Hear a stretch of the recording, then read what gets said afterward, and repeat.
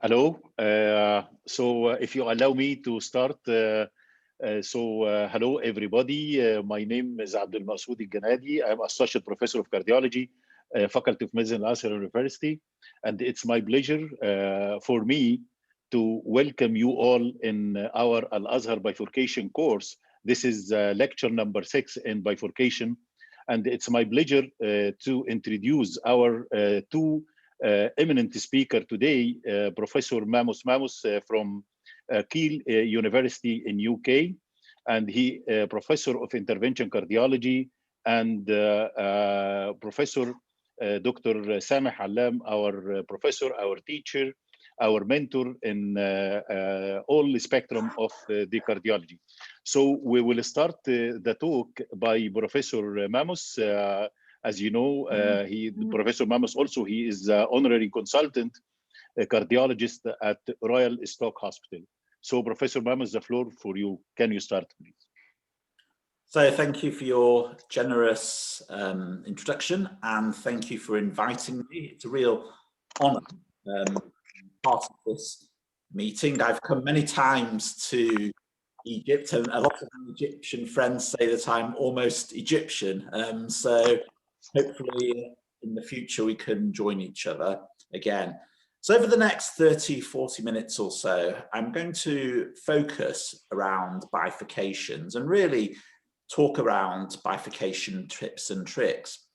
I think bifurcations are a really interesting group of lesions, and we have many experienced professors and interventional cardiologists on this Zoom call.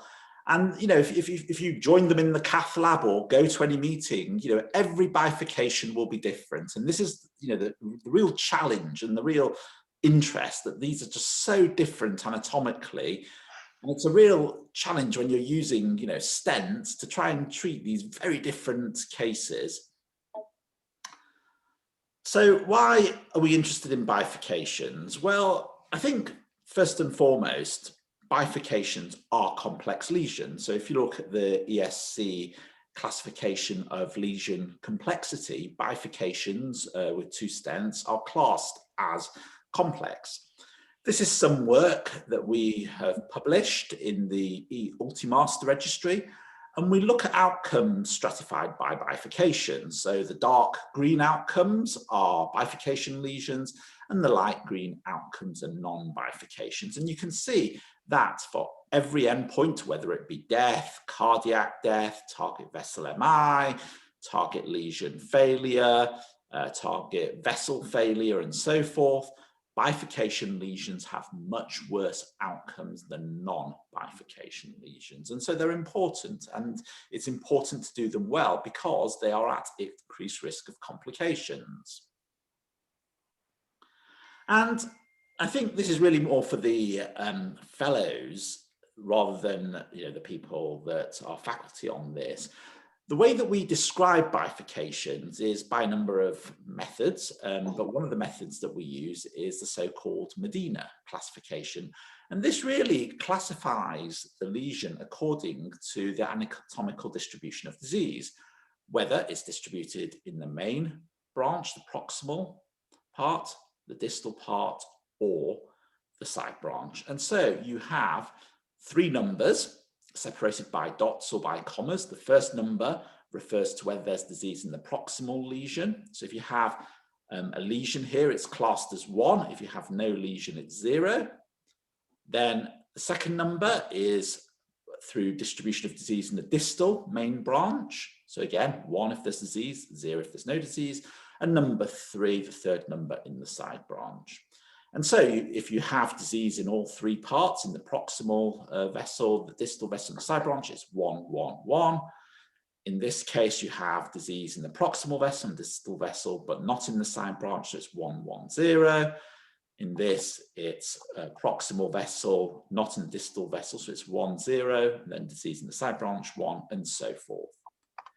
And you can class them as true bifurcations. That means it involves the main vessel and the side branch, and bifurcations that aren't true bifurcations. So that means that it's disease either exclusively in the main vessel or exclusively in the side branch. So that's the Medina classification. And we distribute the again, this is from close to 5,000 bifurcations in the Ultimaster registry. This is going to be presented at EuroPCR. And what we show in this data is that around half of all bifurcations are true bifurcations, and around half are other bifurcations. More recently, we have also described another classification of bifurcation disease, and particularly left main bifurcation, which we call the ABC classification. And this has a number of advantages over the Medina classification. So let me just go through the classification. So the classification is 4 letters, A, B, C, D.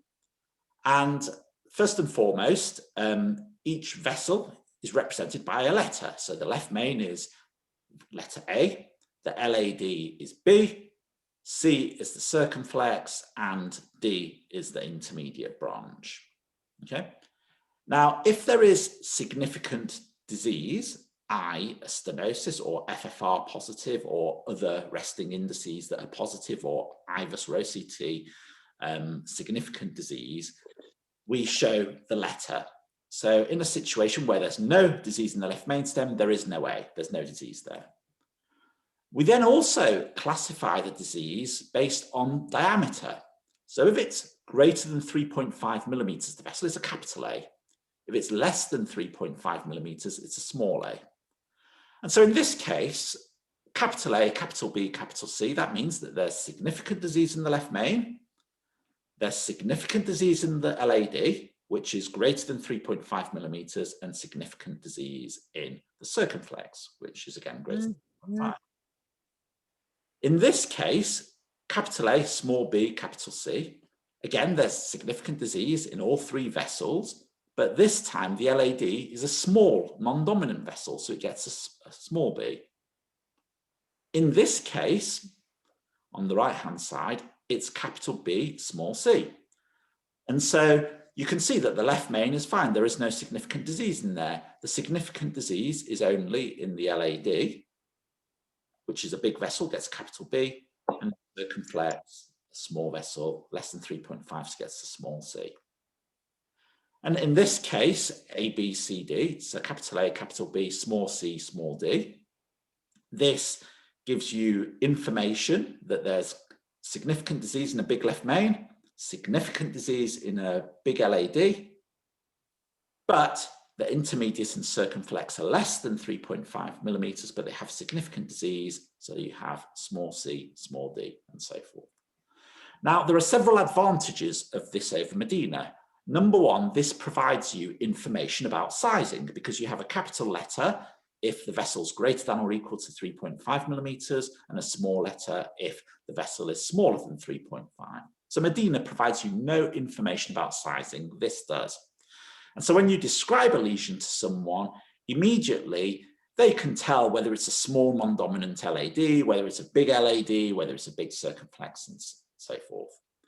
Secondly, this classification allows you to talk about trifurcations. I mean, imagine trying to do a Medina for a lesion like this, with an intermediate involvement, or like this. Don't forget that in the left main, something like 5 to 10% of all left main stem lesions are trifurcations, and Medina cannot be used very easily for trifurcations, whereas this can. And finally, is the question of a side branch. If you have a situation where you have a very big circumflex and a very small non-dominant LAD, your LAD is the side branch.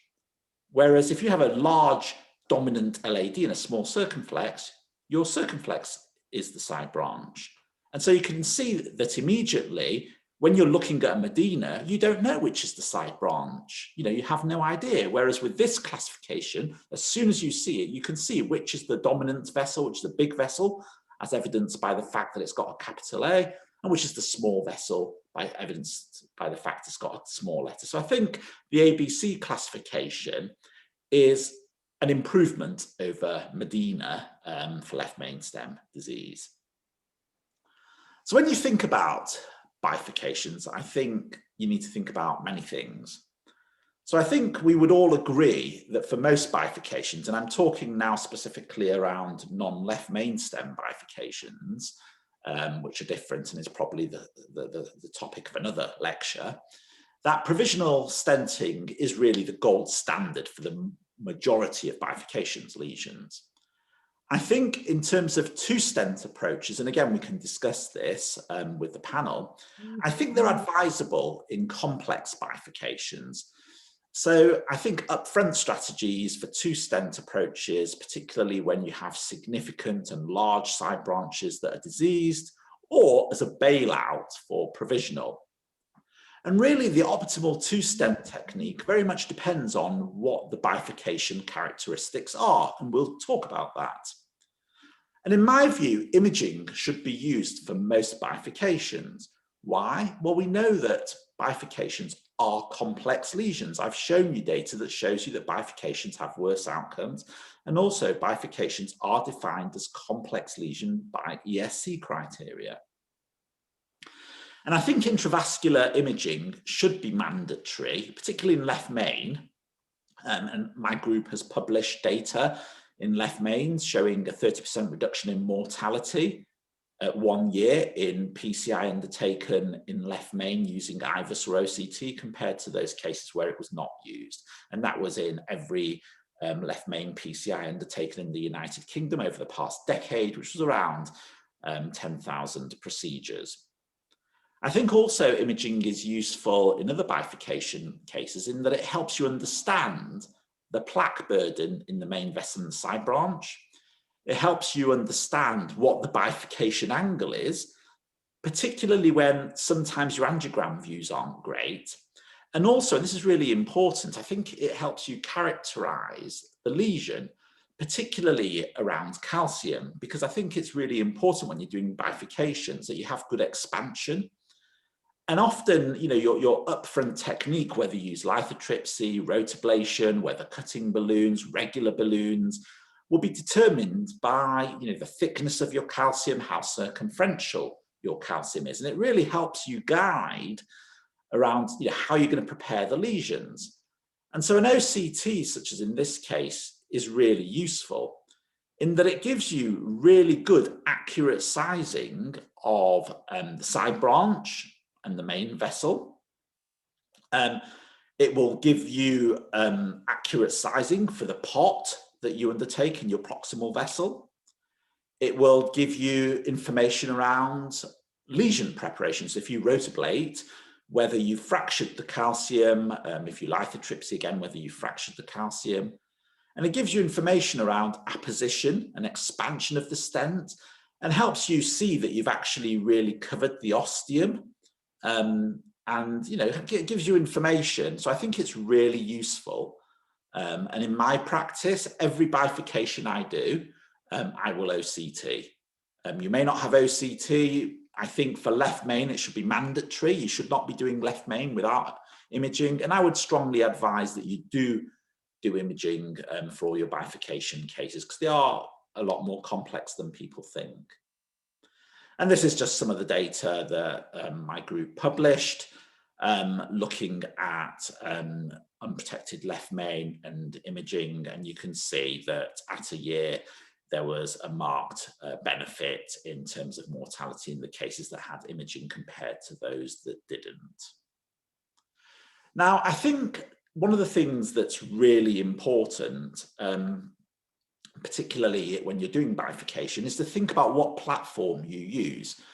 Because don't forget, often when you think about doing a bifurcation, whether it be from a side branch to a main vessel, so if you're doing a culotte, for example, or you're doing distal main vessel to proximal main vessel, you always size to the distal vessel, whether it's the distal main vessel or the distal side branch. Now, what you've got to be really careful of, and this is a really important point, is the stent that you're choosing, whether it expands to the main vessel proximal size. And this is important because if you look at, say, 3mm stent platforms from different manufacturers, these will expand from 3.5 to 4.25, depending on what platform you use. And so if you use a platform, say, I don't know, Zions, you can only expand that, a 3mm Zions, you can only expand it to 3.75. Whereas for its Synergy, you can expand it to 4.25. Ultimaster, you can only expand it to 3.5. Resolute, again, 3.75. So you can see that, you know, if you're doing a side branch PCI or a distal LA crossing the diagonal, and you've got a big proximal diagonal, say that's 4mm, but your distal vessel is 3mm, well, you can't use a Zions, you can't use a Resolute Onyx. In that case, you have to use a Synergy. And so it's really, really important to understand the expansion profile. And again, if you have a 2.5mm, if you're trying to do culotte from a diagonal into LAD, for example, and you stent from your diagonal into your LAD, and it's a 2.5mm diameter stent that you're using, you know, you can see that with the Zions, you can expand the 2.5 to 3.75, whereas for most of the other manufacturers, you can only expand it to 3.5, and for Resolute, you can only expand it to 3.25. So you can see that, you know, thinking about what stents you've got on your shelf and whether you can actually expand your stents to the appropriate main vessel size is key. That's really important. So the first thing to talk about is provisional stenting. So provisional stenting is the gold standard that most people use. You wire both the main vessel and the side branch. You image, I would image, to determine the lesion characteristics, the sizing of your distal vessel, your proximal vessel, making you size to the distal vessel. And you make sure that your stent can be expanded to your main vessel size. And remember that at a very minimum, when you're doing a provisional stent, you have to have 6 to 8mm in the proximal main vessel of stent, because if you're going to do pot, you want to do pot that's scaffolded. What I see sometimes, you know, with fellows is that they'll stent and they'll stop the stent at the ostium of the bifurcation. That's no use, because then you can't pot. You need to go right back so you can have enough space for your potting. Okay. You then pot, and again, you use a 1-to-1 size of balloon. Now, some people after the pot will do routine kiss, some don't. Again, there's a lot of discussion. So the French will always do, in a provisional, will always do finish with a kiss. So they'll always rewire and try to go through a distal side branch, rewire and kiss. Not everybody does that. What do I do in my practice?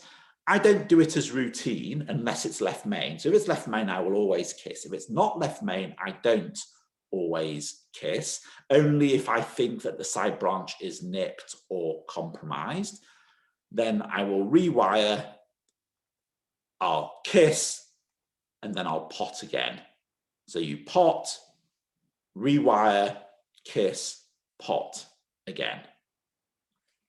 And I think the specific points to bear in mind is one-to-one sizing according to the distal main vessel diameter. Again, to emphasize, the stent length should be 6 to 8 millimeters proximal to the side branch, even in a healthy vessel, because it allows you to pot. And you always pot up to the carina.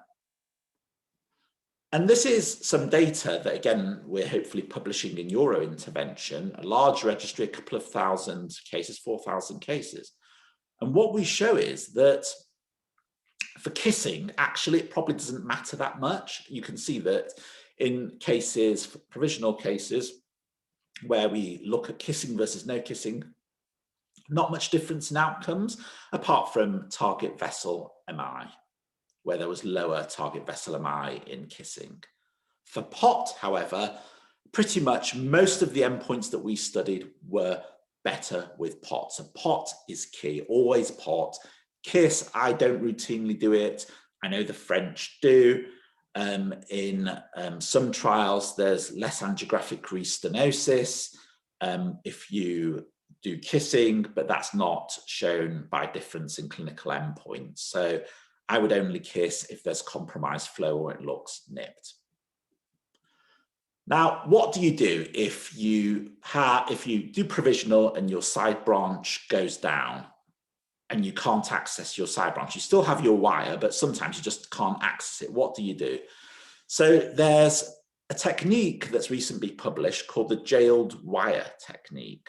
And this is a really useful technique. So what you do in this case is across your jailed wire, you pass a small balloon, usually a 1 millimeter balloon, the smallest balloon that you have, into the side branch. This is behind the stent. You inflate the balloon just to get flow and change the anatomy of the ostium. You then try to rewire it, but again, make sure that your wire doesn't go behind the stent. So try to rewire it through the stent. So what some people do is withdraw their main vessel wire and try to use that to rewire the side branch. Once you do that, you rewire your main vessel and you pot to,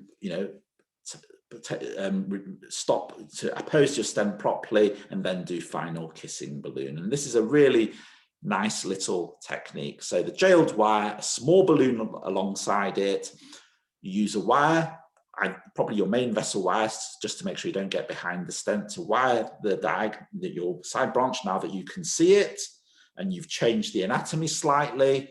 You pot the proximal vessel, and then you do kissing balloons. And I've had to use this technique once or twice, and it works. It's a really good technique, and it's been published.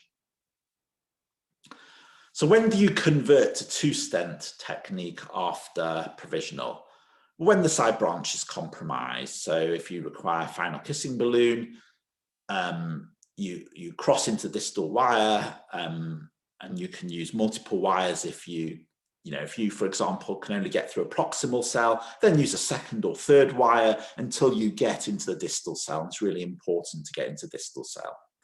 And the side branch things that you look at are things like dissection, less than TIMI3 flow, patient symptoms, ECG changes, then you switch over to a two-stent technique.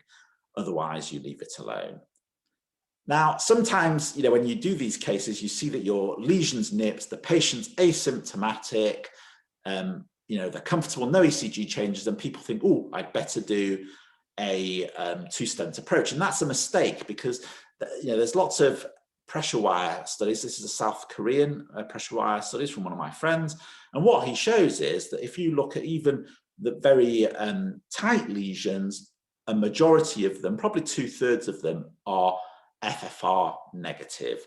And so even though it looks really tight, sometimes doing an OCT, you can actually look at the size of the ostium, the side branch ostium on OCT or on IVUS, and actually it's a lot bigger than you think it looks on angiogram, so it's fine to leave. Or if you're still unhappy, do a pressure wire, and if it's negative, leave it alone. So for planned two-stent techniques, generally I use them for large side branches where there's disease that extends beyond 10 millimeters of the vessel. And generally, I also use it in anatomy where I think, you know, if I do provisional and I lose the side branch, is it going to be a nightmare to get back into the side branch, or is the side branch so angulated it's going to be really difficult? So if that's the case, I again do a planned two-stage technique. And I would also say that if you're planning to do a two-stent technique, always prepare the lesions one-to-one, the main branch and the side branch. Because if you look at a lot of the randomized controlled trials, particularly DK crush trials, the biggest area of restenosis and target lesion failure is in the side branch ostium. And that's because often people don't, you know, will use a small balloon and don't expand it one-to-one. And so you don't get good stent expansion. So it's really important you predilate one-to-one, and if it doesn't expand, use a cutting balloon just to really make sure that the ostium is expanding. And for planned two-stent approaches, this is the algorithm that many people use. So if you think that the side branch is important, you're worried about it, it's got disease, it's significant, but you're not worried about getting into it, you can either do a two-stent, a T-stent, a tap, or a kilot.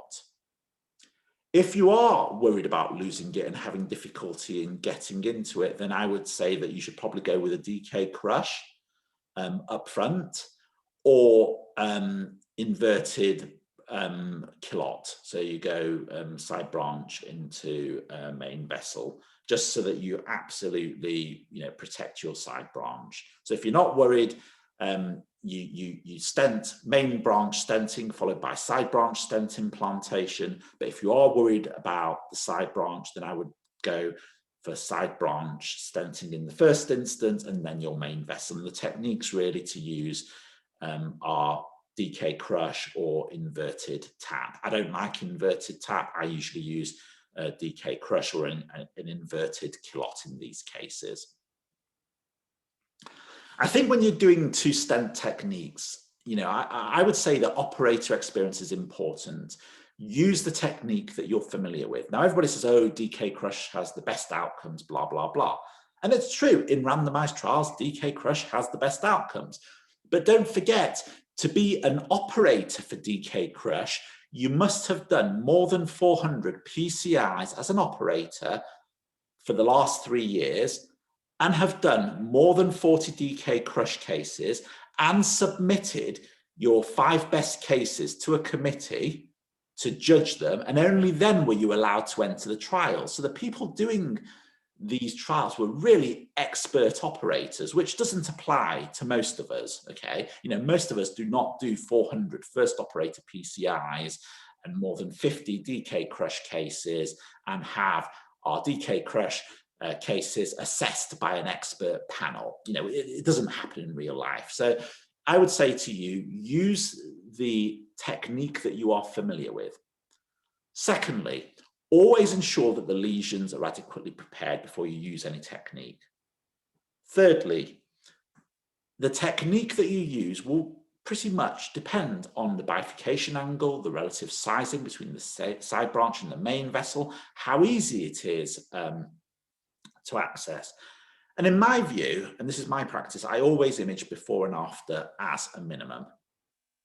So these are the some videos about technique, and we can talk about. So this is a video from my friend Goran Stankovic, who's allowed me to use it, the DK crush technique. So for this case, what you do is you wire the side branch, the main branch, and again, prepare the lesions one-to-one. That's really important. You position your stent, sorry, let me just, no, that was, yes. So you position your stent so it's coming out by a couple of millimeters, and you make sure that your balloon is before your stent. You don't want to deploy your stent in your balloons halfway down this vessel and you trap your balloon. Okay. The next thing is you bring your balloon half out and you inflate it really high pressure to make sure that your stent is really expanded at the ostium, and you take both the side branch wire and the balloon out. Do not leave your wire in when you're crushing the stent, because you can then strip polymer off your wire and increase the risk of stent thrombosis. So take your wire out, that is key. You then crush the stent with your balloon, and you use a 1-to-1 sizing, so you do a pot in the proximal vessel. You then rewire, but in the proximal strut, and you do kissing balloons. Again, take your wire out, 1-to-1 sizing to the distal vessel, and then you pot again the proximal vessel. You rewire again, proximal strut, and you do 1-to-1 ballooning, final kissing balloon, and don't forget pot. Okay, always finish with a pot. So the stent protrusion into the main vessel from your side branch should be limited to 2-3 millimeters. When you deploy your stent, move your balloon back a few millimeters and expand, again, high pressure, to really optimize expansion of the side branch of the ostium. Remove the wire, do not crush against the wire. Use a pot to crush the stent, size 1-to-1. Rewire through a proximal cell, kiss, and then pot. And DK crush is really useful in those cases where you think, you know, I'm going to lose my side branch, or it's going to be really difficult to get back into it. So I would just protect it and stent it, rather than doing provisional or doing a technique such as Kilot, where you stent the same main vessel and then try to get into the side branch. So for DK crush, it's a great technique. I find it more difficult to do than some of the other techniques, but it's very useful for cases where you're worried about losing your side branch. Tap. So for tap technique, again, wire both the side branch and the main vessel, as you can see. Balloon, so adequately prepare 1-to-1, both the side branch and the main vessel. And stent your main vessel, 1-to-1, size the distal vessel, and remember to pot your proximal vessel up to the carina. Okay? To pot. You then rewire distal cell and use a balloon, kiss balloon, to open up the struts and pass a stent. Now, this is the important thing to do. You need to have another balloon here by the side of your stent. Make sure you don't bring your stent too far back, and you deploy at high pressure, and then you move this balloon, your stent balloon, slightly back, and as you can see here, and expand again at high pressure. And you bring your balloons back and do final kissing balloon. Now, when you do pot, this is the really important thing. Whatever you do, do not pot too far down, because you will end up crushing this side branch stent and it'll be a complete disaster. So, make sure you've got a good angle, use stents that you can see on imaging, use stent boost, and be really careful. Take time in positioning your balloon. You do not want to crush your stent here, because if you crush it, it's going to be a disaster. They're going to get restenosis. You may end up with a stent thrombosis. So you have to be really careful. This step, the pot, takes time. Be careful. I think if the side branch angle is 90 degrees, then T or tap, T stent's good. If it's not 90 degrees, then tap is good. If you don't tap, then you end up having the ostium not covered properly. Aim for the shortest possible carina with TAP. You don't want to have lots of stents sticking back into your main vessel. And again, with TAP, absolutely, I want to emphasize this, meticulous attention must be paid during the pop balloon. So use stent boost, use different angles. You do not want to crush your side branch stent. Really important. Kilot. So Kilot is one of my favorite techniques. I like Kilot. But again, for Kilot, think about the size between your side branch and your main vessel. Some people stent main vessel to main vessel first. I usually go main vessel to side branch first. And make sure that you can actually, your stent expands from the side branch size to the main vessel size. If it doesn't, or there's a big size discrepancy, then Kilot's not a good technique to use. So only use it if there's not a big size discrepancy or the two branches are similar size. So if this is a 2 millimeter branch and this is a 4 millimeter branch and this is a 5 millimeter branch, Kilot would not be a good technique. If this is, say, 2.5 or 3, this is 2.5 or 3, and this is 4, this would be a good technique to use. So you stent into the side branch, sizing your stent to the distal side branch stent, you pot, rewire, distal wire again, and the reason that you pot is it opens the struts up and the cells up, but also make sure that the wire that you use to rewire doesn't go behind the stent. You dilate with a small balloon, so usually a 2 or a 2.5 balloon. Then I generally would kiss 1-to-1, do another pot. I would then pass your main stent through, repeat your pot, recross, kiss, and then final pot. I think, this technique is great when you've got two similarly sized side branches. I think the thing to bear in mind is that it's not such a good vessel, it's not such a good technique when your side branches are very different size. I think you just got to remember to kiss, pot, remember to make sure you can get through your vessels. So I think, it's an easy technique. I think Kilot is a very easy technique. It looks great. The thing with Kilot, though, and with many of the side branch techniques, is that the ostium, sometimes you don't get good expansion. So in the DK Crush trials, where DK Crush was found to be better than Kilot, the reason being was that the MLA achieved at the side branch with the Kilot wasn't as good as with the DK Crush, and that's because people don't spend time in expanding the lesion 1-to-1 beforehand. So that's a really important thing to do.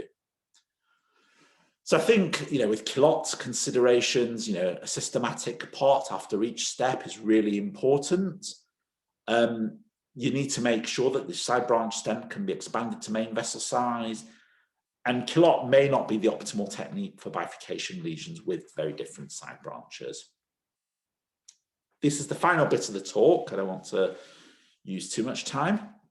And really, it's around, when do we use upfront two-stent approaches? And really, I think, there's been some great evidence. And I want to talk you through the definition trial. So what the definition study was a Chinese study by Shaolin Chen.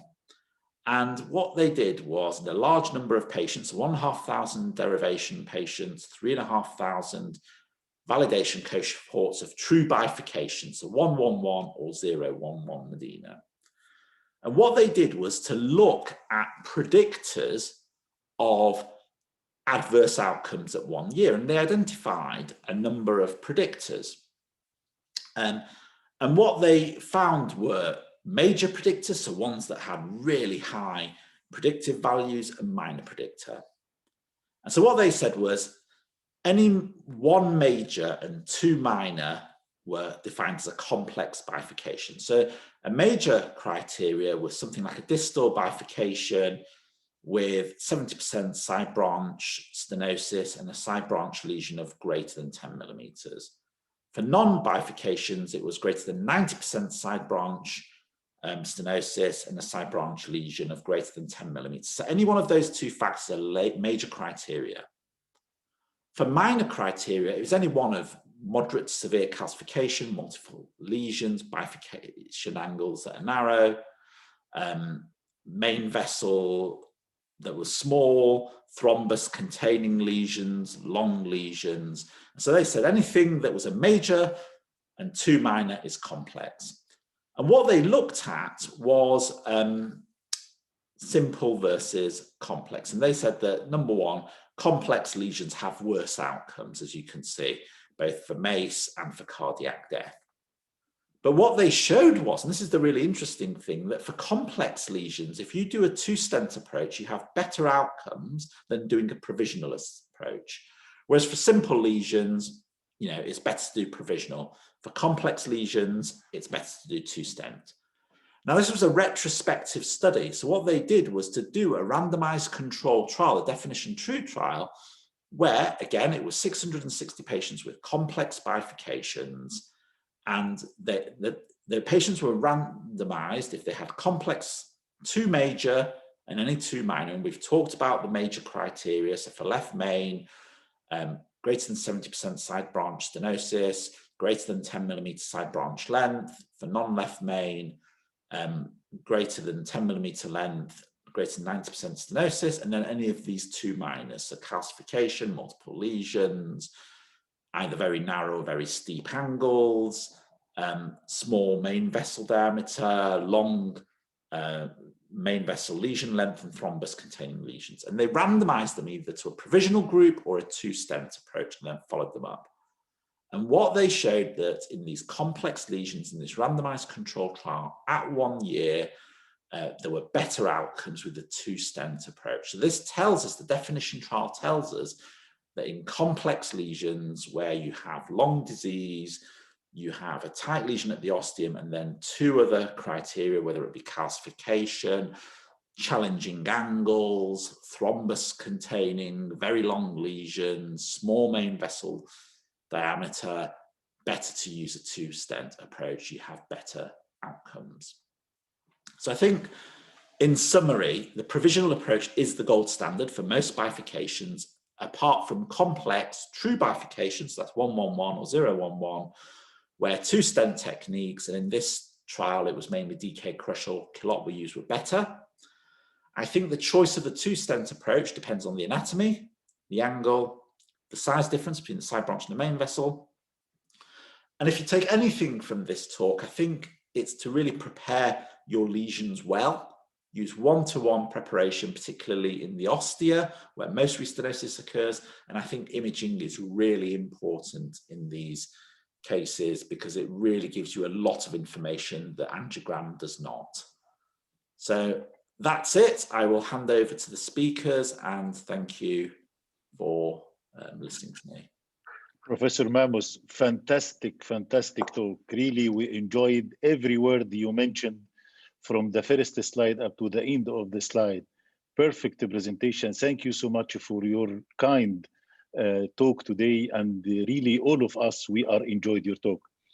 If you allow me to ask one question before the cases of Dr. Sameh, as regard the stent expansion, you mentioned a different type of stent, and you mentioned also manufacturer advice, it's different than IVU. So what is the abbreviation of the IVU for all of our attendee and the manufacturer advice, if there is any difference? Yeah, I mean, the thing is that you can usually expand stents probably bigger than what the manufacturers say. But my concern is, and that there has been some benchtop studies around this, that if you expand the stent beyond what the manufacturers suggest, you can sometimes, when you do electron microscopy of the stent, you can see the disruption of the polymer. And if you disrupt the polymer, then you're not sure whether your drug-eluting stent has remained completely a drug-eluting stent, or whether you've got areas where the polymer has come off, and those areas are, effectively bare metal stents. And the structural integrity of the stent is also compromised, because don't forget that vessels and blood vessels are not sort of rigid tube, they're physiological dynamic things, and you often get recoil. And if you expand your stents beyond the recommendations, you increase the risk of metal fatigue and increase aspects of recoil. And so I think, from my perspective, whilst it looks great on the angiogram, and yes, we've all expanded stents much bigger than what we're meant to, and it looks fine, if you look at it from a microscopy perspective and you follow up the patients for longer term, I think it actually may compromise outcomes slightly. And so, in my view, what I do, I mean, I can never remember, if you ask me, what can you expand? I don't know, I can't remember. So I have a poster in my cath lab that tells you what the expansions are. And if I'm doing a bifurcation, if I'm doing it electively, I'll look at the angiogram, I'll estimate what it is, and then look at the poster and see what platforms I should be using and what we can expand what stent to. And that's very important for left main particularly. Thank you so much. A very nice demonstration. And actually, I would like to welcome Professor Mansour Salam. He joined us, and Dr. Muhammad Mus'ab, he's joined us also. Now it's time to see and to hear. Are you introducing me? Yes. Hani Raghi also asked the question, so we should answer Hani Raghi's question. There is question was from Dr. Hani? Yes, so Hani Raghi asked, in many cath labs in Egypt, the shortest non-compliant balloon is 12 millimeters. Your thoughts? And I think you need to get shorter balloons.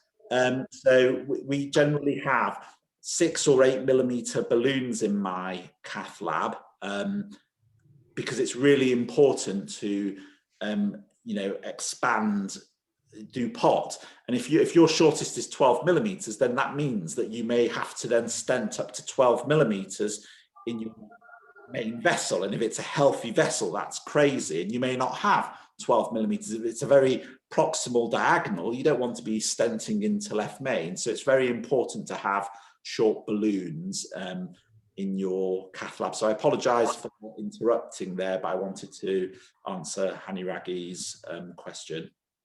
Actually, we welcome Dr. Hani Raghi. Dr. Hani is our friend, and he is one of the famous intervention cardiologists in Egypt. So it's time now, Doctor, to hear and to see from our professor and our mentor, Professor Dr. Samih Alam. He will present the 2 cases, and we are waiting your valuable comment and discussion from the cases of Dr. Samih. Dr. Samih, can you share your slide, please? Okay, Abdel Masoud. Actually, thanks very much, Dr. Mammas. And it's my pleasure to summarize what I have learned tonight from your lecture. You have discussed what is the classification of bifurcation lesions, what is the difference between Medina classification and ABCD classification. You have emphasized that imaging is very essential to get better results, especially in bifurcation lesions. Unfortunately, this is a thing which we are missing nowadays because bypass OCT is not really available in every cath lab in Egypt, unfortunately. You have told us that you should be aware of the characteristics of your stents and how much does expand and what the cellular components of it and which one will be suitable for side branch recross and so on. You have advised us to choose the stent of the main vessel distally according to the size of the distal main vessel, and we will redilate the proximal main vessel by pot. So pot kissing and pot are very necessary. Provisional stenting, that's what we have learned.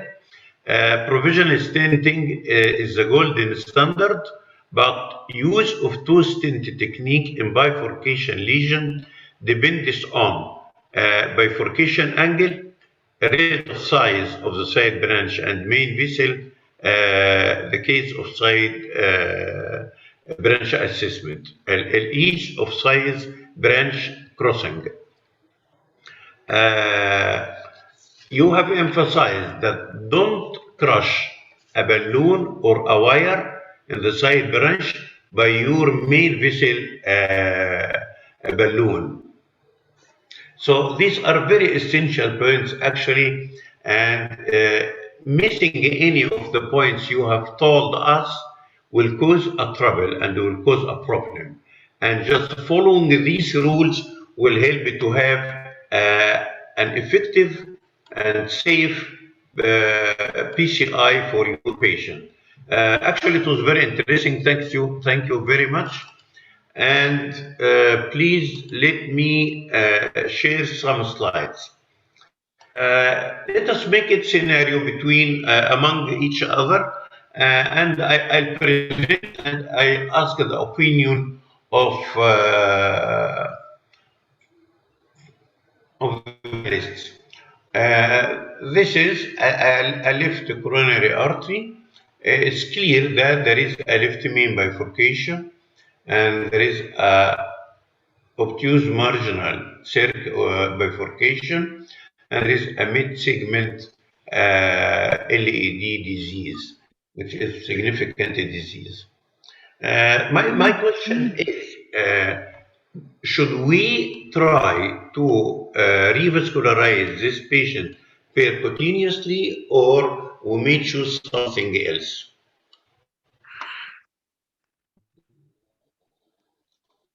Professor Mamus? Can we? Okay. Yes, so I mean, I guess it depends on what the risk factor profile of the patient is.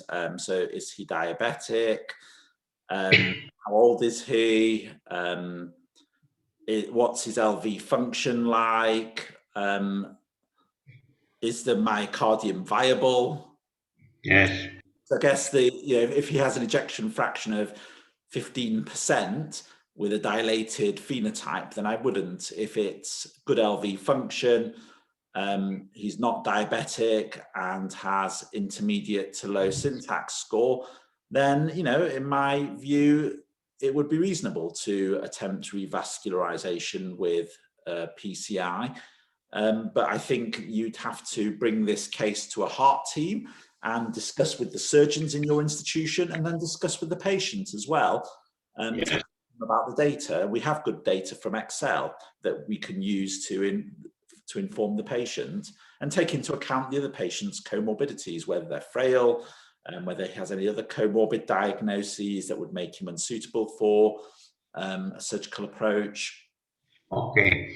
Actually, this is a very important message. We never take a decision to revascularize a patient depending on anatomical findings, but we should depend on a lot of things. As Professor Mamus said, what are the clinical characteristics of the patient? What are the comorbidities? What is the left ventricular function? What are the liabilities? And what are the general condition of the patient? So we should never take a decision depending on anatomical or angiographic findings without judging with the clinical and invasive and non-invasive findings. Excellent. Actually, this patient was 65 years old. He was diabetic and smoker, and his ventricular function was satisfactory, and he has no previous myocardial infarction. So the problem or the decision was discussed with the patient, and actually he refused to have CABG. And this is a main problem. We try a lot to convince our patients that CABG is very essential in certain situations, and it is the ideal treatment in certain situations. Unfortunately, it takes a lot of time to convince people that CABG should be performed in some situations. So the decision for PCI was taken according to the doctor, the patient, and family discussion. If we have this view, does this change us or helps us to change the decision anatomically, or no, we will proceed to PCI, and this will not add.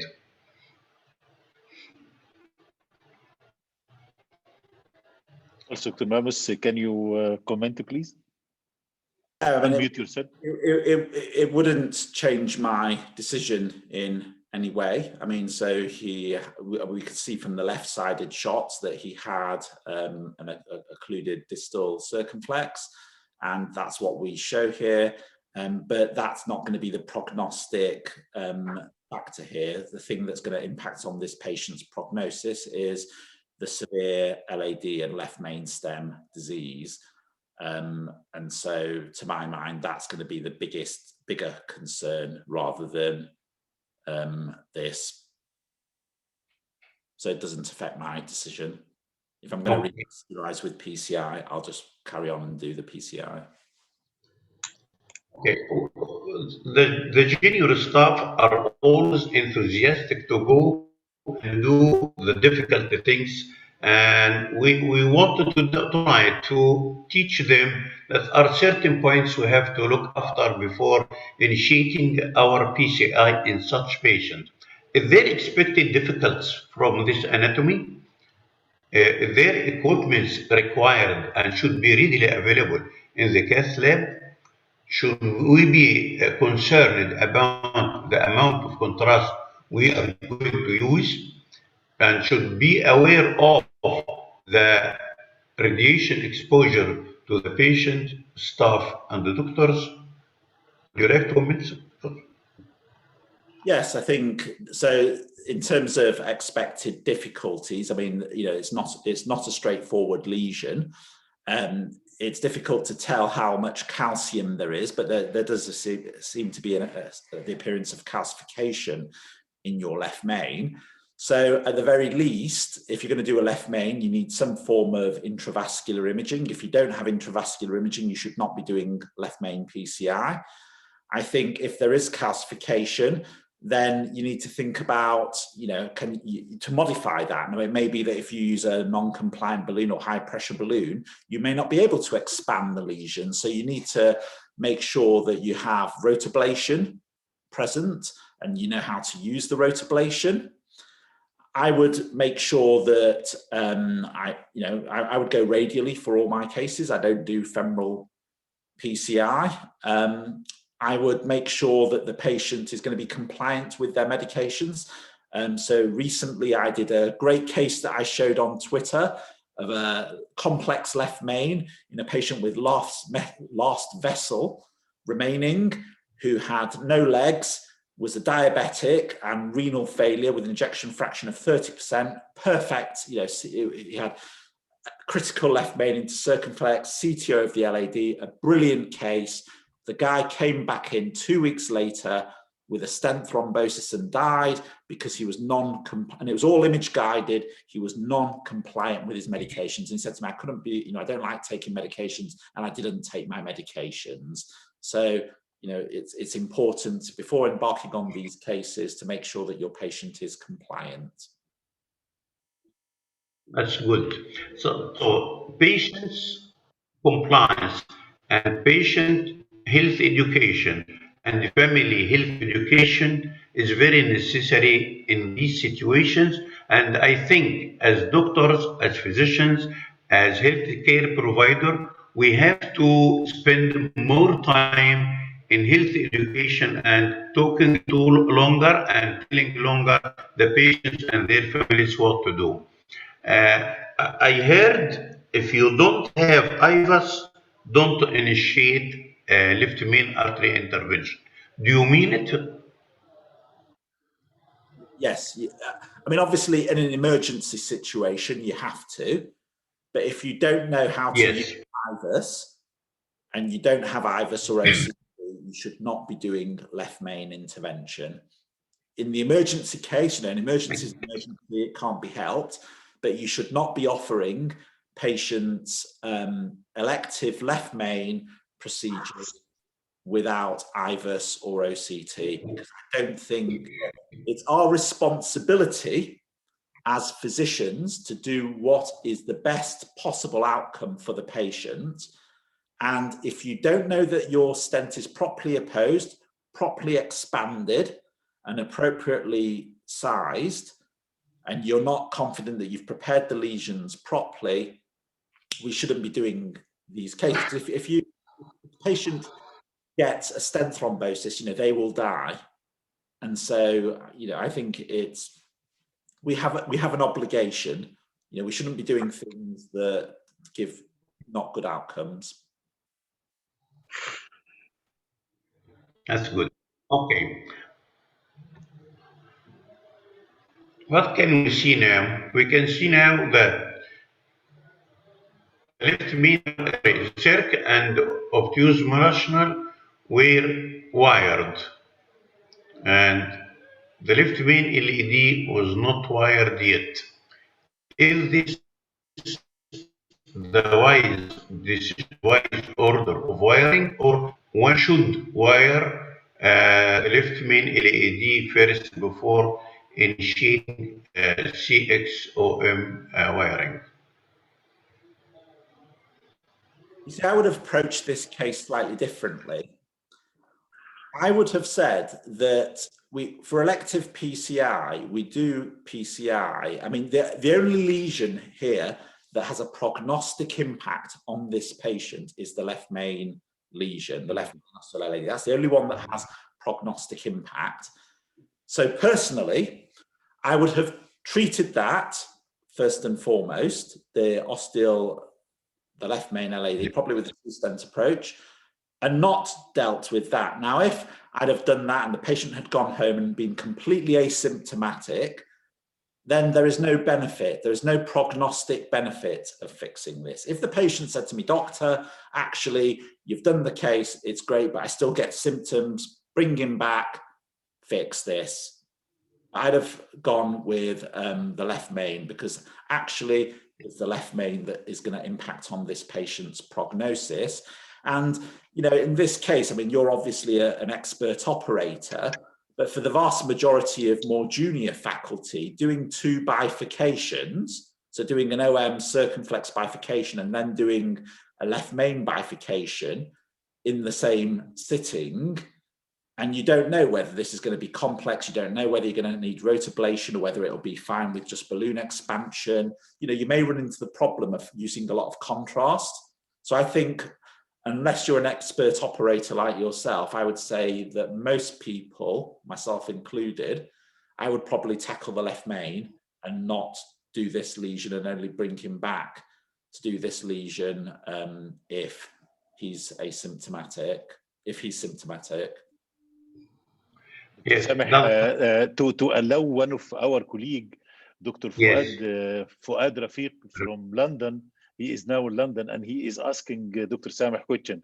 Is there is difference between 6 French or 7 French guiding for this case? Definitely 6 French will never work. Definitely 7 French should be the one to use, because the chance of using kissing 2 balloons or 2 wires or rotablators or bulky equipment is very high in certain situations. So, in my opinion, never change my 6 French guiding catheters. I'll never. So, I mean, my practice is I always use 6 French guiding catheters, unless, even for left main, unless I'm going to rotablate. If I rotablate, then I always use 7. So I use a 7 French sheathless catheter, but the rest of my cases, my standard is 6 French. But you can do pretty much any technique apart from simultaneous kissing stent. So for SKS, you need 7 French. Every other technique, you need 6 French. If, however, you think that the lesion's calcified and you may need to rotablate, then I would always use 7 French, otherwise 6 French radial. But, I mean, there's no right or wrong answer. It's whatever people prefer. Okay, for the sake of tips and the tricks, I'll miss some slides and I'll go for one to ask what is the problem and how to solve it.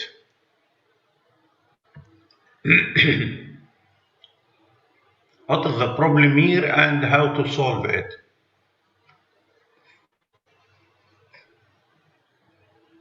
The two wires are there, one in the circ and one in the obtuse marginal, but the balloon did not cross to Yes, yes, spot at the origin. Yes, I think, again, you've shown an excellent example here of poor guide catheter backup, because you can see that your guide catheter is now floating in the aorta somewhere. So you've got poor guide backup support. So, number one, if you're a fellow, think about whether your guide is providing you a good support. Secondly, if it's not crossing, then think about using a lower profile balloon, say a CTO balloon, just to open it up.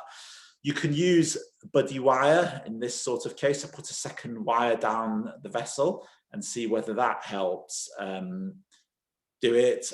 You can theoretically use guide liner. I wouldn't in this case, given that you've got quite a significant left main.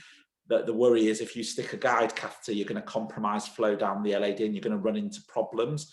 So my take-home message here is use a more supportive, better backup guide. So it may be that your guide is too small here, so you may need to go up a size, use a more supportive wire, and use a smaller balloon. Do you mean a small balloon, smaller balloon, Diameter. or short balloon, or both? Both. So in these sorts of cases, I will use a 1 millimeter diameter balloon with a tapered tip, one of the CTO balloons that we have on the shelf, and use one of those, and they usually go across. And if they don't, problems. So Samah, if you allow to make a comment, definitely I agreed with you and the Professor Mamos about the extra backup guiding catheter. We need extra backup guiding catheter in this case. But the angio you showed us from the right coronary artery, there is good collateral circulation to the obtuse marginal branch, which is totally occluded. What do you think if you leave this one and to put the wire in the obtuse marginal branch without opening this CTO, because there is already collateral circulation from the right, to make the sync easy and to concentrate about the left main stenting? Actually, the clinical decision should have been the vessel that have a prognostic effect, and it's very important for left ventricular function and better prognosis, is the left main LAD. So this should have been the target from the first. The second point you are considering, when we injected the right, the circumference and the obtuse marginal filled till the point of bifurcation. So these, to some extent, they are revascular. This area is revascularized by good collateral coronary artery. The trick that I would like, so this is from the decision point of view. From the technical, mechanical, not mental, point of view, and the balloon does not go, check for good backup support, choose body wire, choose a smaller, shorter balloon with a smaller diameter balloon, and CTA balloons that might help. We should not forget, in every situation, that CABG is still a valid way of treating patients with coronary artery disease, and we have to try our best to convince our patients CABG whenever it is necessary. Second question, second case, this is Ahmed, who was probably 48 years old. He came complaining of his chest pain was very frequent, occurs with minimal effort, occurs with an anxiety. He smokes and has non-insulin dependent diabetes. His father died at the age of 48 of myocardial infarction. And this is his coronary angiography. So he smokes, positive family history, in his 40s with recurrent refractory angina, and this is the lesion. So what Would you about the right comment? coronary? Right coronary, Dr. Sameh? Okay. Okay. Would you comment on this? It was normal, so I show it to you. Okay. But what is your comment on this circumflex artery? Yeah, actually, the left main, it's normal LED. There is no significant obstructive lesion, and the proximal left circumflex before the obtuse marginal branch, there is a focal lesion, about 99%, and there is no more significant lesion beyond this concentric left circumflex lesion. And maybe in the LED, there is mid-segment LED branch. Dr. Mamos, what's your opinion? Yeah, I mean, looking at of OM lesion, of circulation classification. yeah, so I think, you know, the circ lesion is clearly a critical lesion. You get the impression that it's a bifurcation lesion. I think you need better views than this, because it's very difficult to, you know, appreciate whether it's a bifurcation or a trifurcation lesion. I can't tell from just looking at these views, so I probably want different views. So a spider view would be quite useful, and a REO caudal would be REO caudal would be very useful view, just to try to open up what this lesion is. The LAD looks okay, but again, I'd want further imaging. But yeah, I mean, it doesn't look particularly challenging case. It's the sort of case that we would do every day in the cath lab. The thing to think about, which I think, you know, you mentioned very importantly, and that's something to emphasize to the fellows that are watching this, because someone like Dr. or Professor علام is, you know, very experienced, is don't just look at the angiogram, think about what the history is of the patient. So this is insulin-dependent diabetic. We know from studies that actually the highest risk characteristics of a patient that is diabetic is their requirement for insulin. We know that the MACE rates, TLR, TVR, and risk of stent thrombosis is particularly high in such patients. And so when you're undertaking this PCI, however easy it looks, and it does look like a straightforward PCI, think about, you know, the risk profile of the patient, think about what antiplatelet you're going to be using, because this patient's going to be at high risk of thrombotic complications. Think about whether you're going to be using imaging, because again, this patient's going to be at high risk of restenosis and ischemic complications. So, you know, I just want to emphasize, as has been said before by experienced interventionists, don't just look at the angiogram, think about the characteristics of the patient. Okay, so what the decision is provisional stenting, and this provisional stenting, and this is it was difficult to inflate. It was very tight in an area, but later on it opened very nicely. What about the results? Is that pre or post? This is excellent outcome. I think angiographically there is good stent positioning, no compromisation in the side branch, and this is, for me, it's angiographically excellent outcome as regard this kind of lesion in the LCX. I think the mid segment of the stent maybe need some post dilatation by non-compliant shorter balloon inside the stent to prevent the dissection proximal and distal.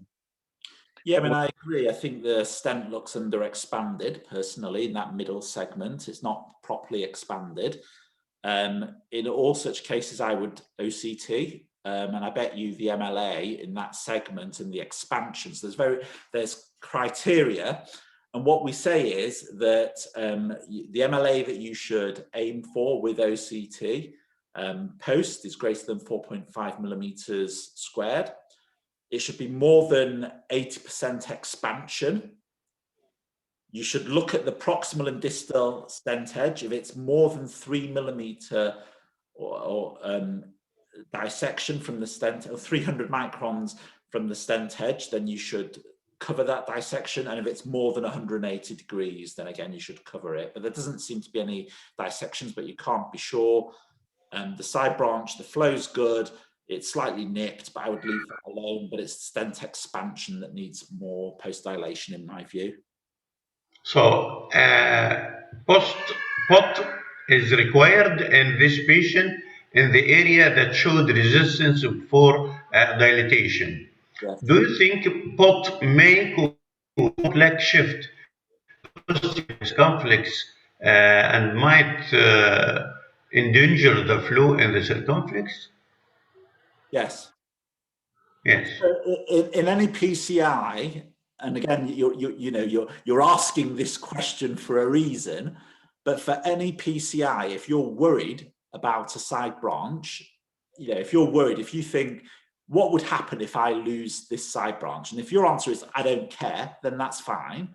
If your answer is, actually, it would not be very good for the patient, you should wire it. And so in this case, that branch, I would have wired up front and done all this, so that if when you do your post-dilation, your pot, it's compromised, then you've at least got a wire in to help you. And actually, what happened, pot was performed, and there was some few plaque shift to the ostium of the circ, but it maintained a TIMI3 flow, and the vessel was not wired or dilated anymore at the end of the procedure. And this is after pot. Okay.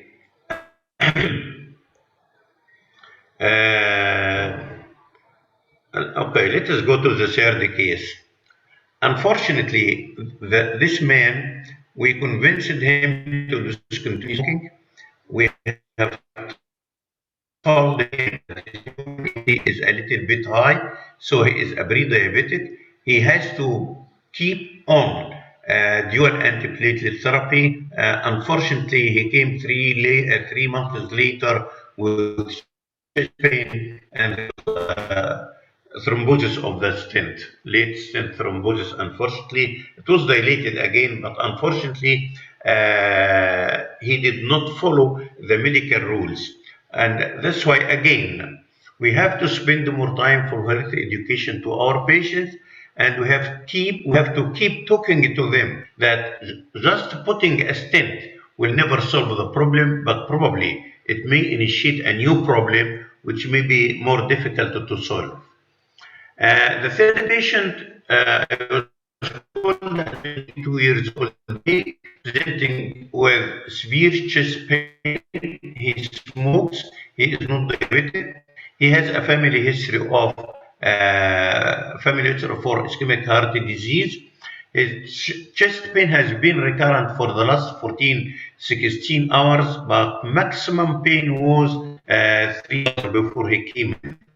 On examination, his heart rate was 86 sinus, blood pressure maintained, no fever, COVID was ruled out, and coronary angio was performed. The coronary artery, and this is a left coronary artery.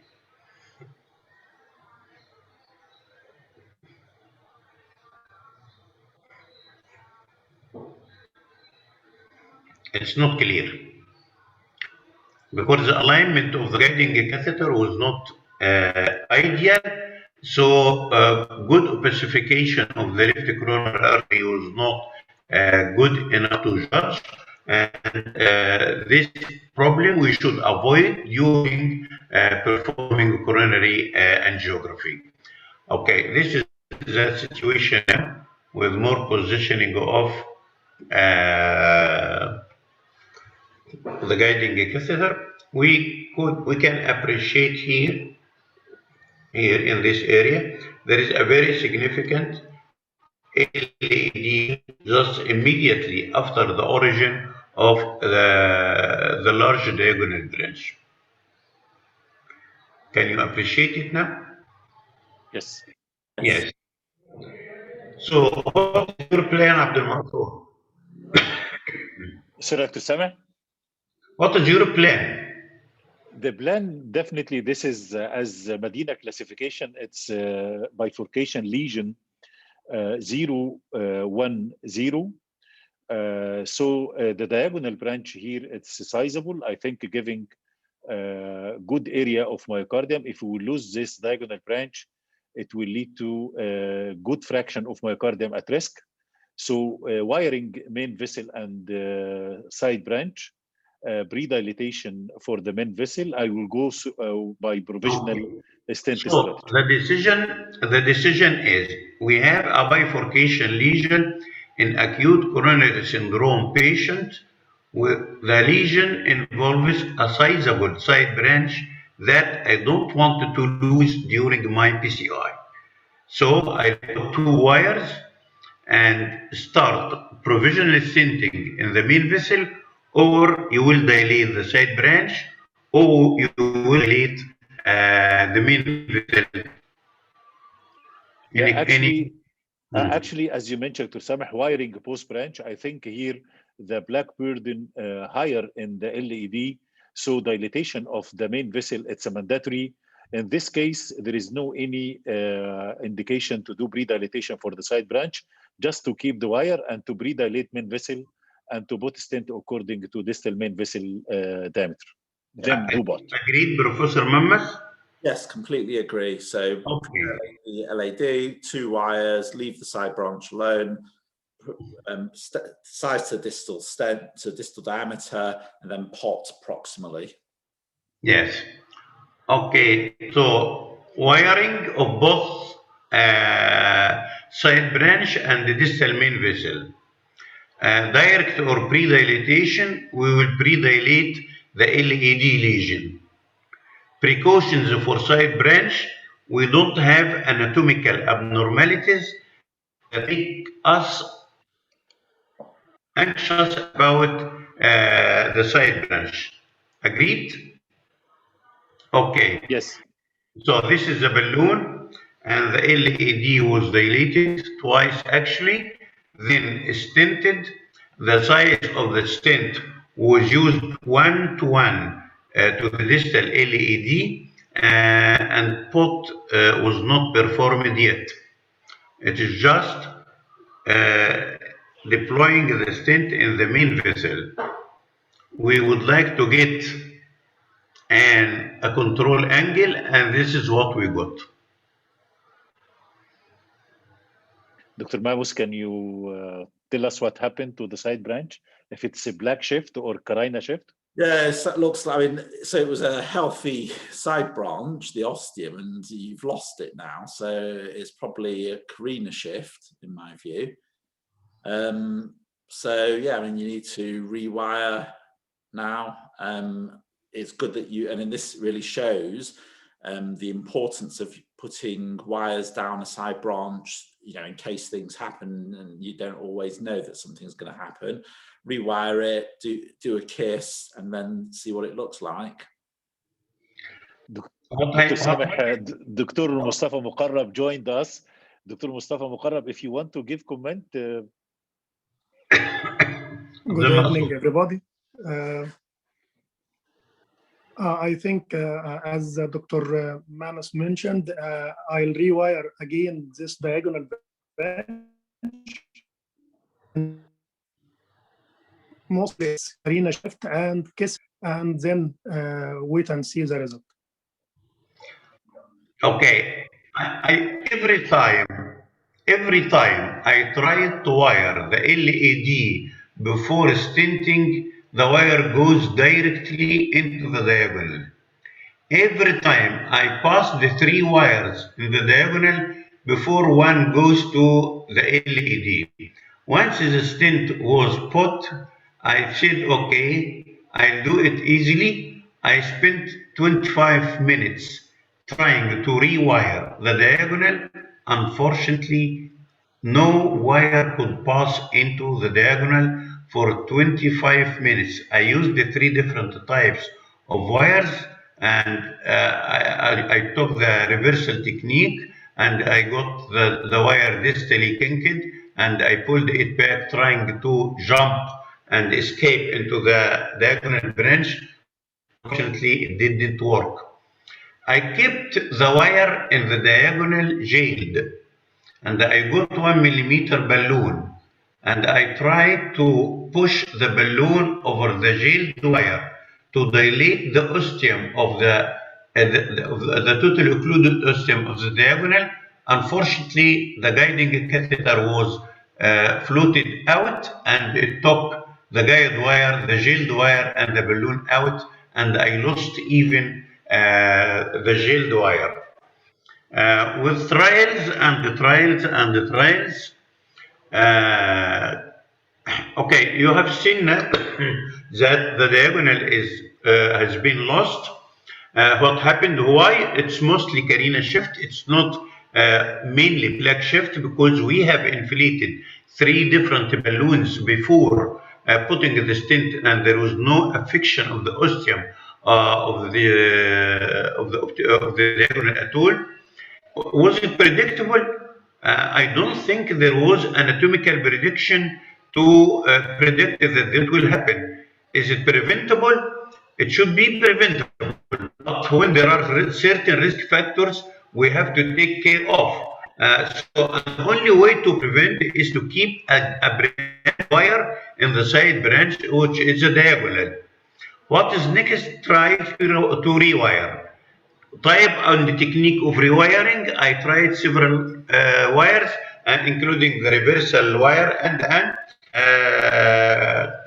this was the last failure. The jailed wire was used. Unfortunately, it didn't work. This is one of the trials. Okay, the wire goes here, and the balloon stopped. It does not go. With maneuvers and maneuvers, one more wire was added to, was introduced into the diagonal, and the one O0 balloon was passed. It succeeded to pass into this inflated. The vessel was opened, and pot was performed, and this is the final result. So sometimes PCI is very easy. Sometimes it is it's very difficult. Each moment of time you have to keep thinking what you are doing, what is happening, how would you predict the complications and the difficulties, and how to avoid the occurrence of complications. Say whatever you wish, but safety, patient safety should be the target at all the times. Thank you very much. Thank you so much, Dr. Sameh. Very, very educational, free cases, valuable comment from Professor Mamos. Really, we get a lot of knowledge today from presentation of Professor Mamos and from your cases, Dr. Sameh. I think there is one question for Dr. Mamos, because I know he has meeting now, so he have to leave to join. It's a very simple meeting as regard which branch to wire first. This is from our colleague, Dr. Hani Khalaf, lecturer of cardiology. If you have the third case, which artery to wire first, diagonal or LAD? Whichever the vessel the wire goes down first. Okay. I would say main vessel is better, but if it goes down the side branch, then I'm happy and just put the other wire down the main vessel. Okay. Thank you so much. Dr. Mustafa Muqarrab, he want to ask Dr. Sameh question? Professor Sameh, excellent presentation and explanation. Excellent presentation, Dr. Sameh, as usual. My question is that before introducing a small balloon for rejailed wire, did you try to do a pot first? Yes, definitely. You did it. Yes. What I did, I tried to get 2 wires, and I left the wires in the LED, and it was U-shaped, and I tried to pull it out, reversal technique, just to jump into the ostia of the obtuse margin of the diagonal. Unfortunately, it failed. I performed POT, and I tried my best to stop at the distal end of the balloon, to stop before bifurcation. Because if you dilate, if you make POT with dilatation with bigger balloon, and the distal tip of the balloon goes into the main branch distally, it will make more carina shift. So I have made my best to perform a POT and to avoid more shift of the carina with the bigger balloon. The wire I was using was PT2, a medium support. I got pilot, and I said, okay, it might be harder to go, but unfortunately, it does not go. So then the last trial was I tried to navigate the balloon over the jailed wire, just to open the ostia to see where we are. Unfortunately, it does not work. Thank you, Dr. Sameh. Dr. Mansoor Mustafa. Do you think, sir? I'm going to have to go, but congratulations. It was a great meeting. Congratulations to Alam. I really enjoyed your cases. I think that they're great educational cases for the fellows. I think lots of good learning points from them. You know, I really enjoyed discussing them. It's nice to see my friends on Zoom, but I have to go to Latin America now for the LATAM meeting where I'm talking about left main. So thank you, everybody. Thank you. Nice Thank you for. Bye bye. Have a good night. Bye. Bye bye. Dr. Mansoor Mustafa. Thank you very much, Professor Mamus and Professor Sameh Alam, for excellent talk and lecture. And this meeting and lecture explain easy and simple the different type of techniques as regard the bifurcation procedure, and also how to resolve the problems easily. And thank you. شكرا. Dr. Ibrahim Yassin.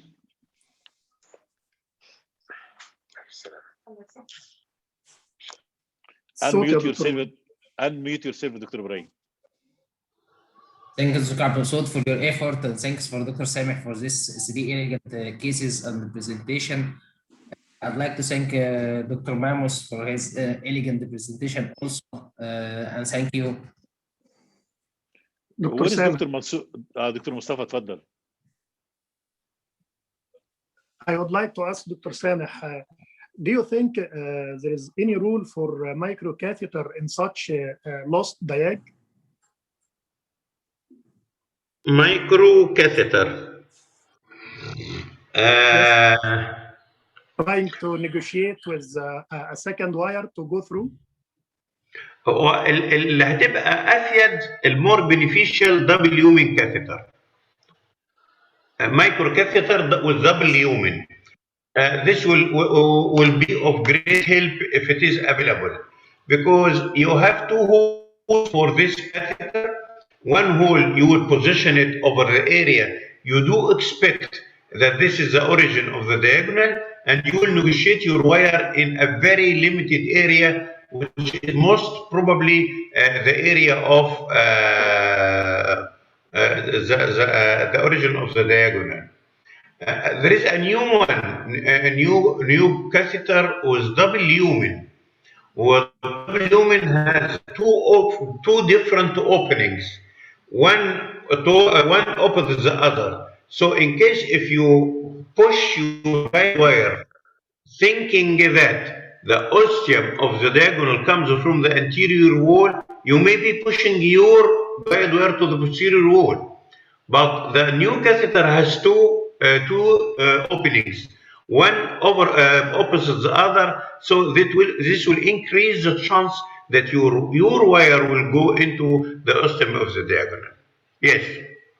Sir, did you think if you have a microcast and you try to pass it over the jailed wire, as you mentioned before, pushing of a balloon behind the stent was a cause to this engagement and you lost your system completely.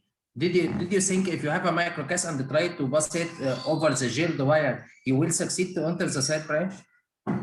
I have tried, and I actually the microcatheter I'll be reluctant to use it. I don't want to distort the anatomy of the state. If you used a hard equipment behind the stent over the gelled wire, the tip of the catheter may push the wire and kink it within the stent and goes into the opposite direction. So it's not something easy, and you have to be very careful in manipulating it. If you feel any resistance, just stop. Just stop. Because if you are pushing your catheter over the gelled wire, the tip of the catheter may go in between the struts of the stent. It is not necessary that it will obey your opinion and go in between the wall and the stent. It may go in between the struts, and it may take the wire with it, or the wire may be kinked in this particular area. So you have to be very cautious, Brian. I know totally agree. Totally agree. هل فرصة إن المايكروكاست تعدي مش هتبقى أكتر من البالونة شوية؟ It depends on the type of the balloon. So try to use a harder balloon. Try to use a balloon with a wire at the tip. Try to use a hydrophilic balloon. It depends on the type of the balloon.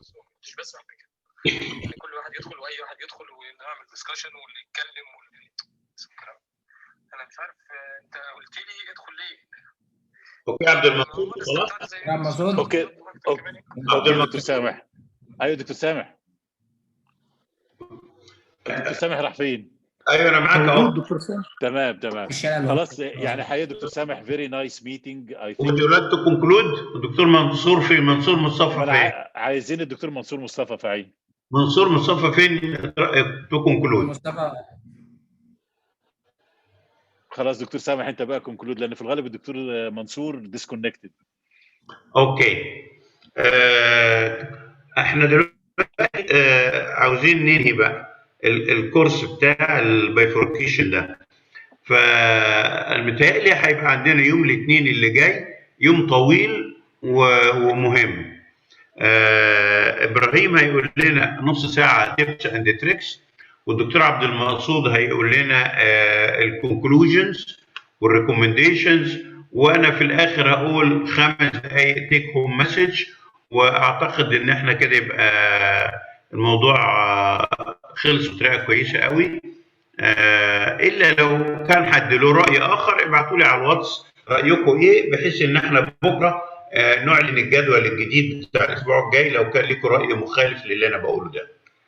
يلا جود نايت وتمنيات الطيبه لكم. والجو في شرم الشيخ النهارده اكتر من رائع. تمام يا بيه، ربنا يبارك فيك واستمتع بالوقت كده باذن الله.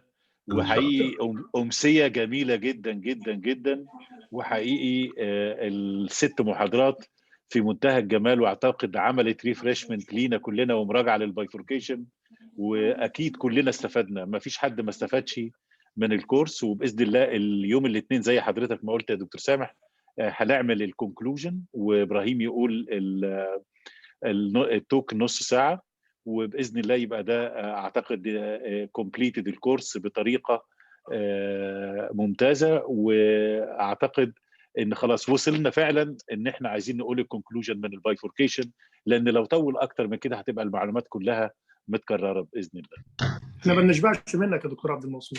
حبيبي درش، ربنا يخليك، ربنا يبارك فيك. ربنا يخليك. السلام عليكم يا جماعه. وعليكم السلام ورحمه الله وبركاته. عليكم السلام وبركاته.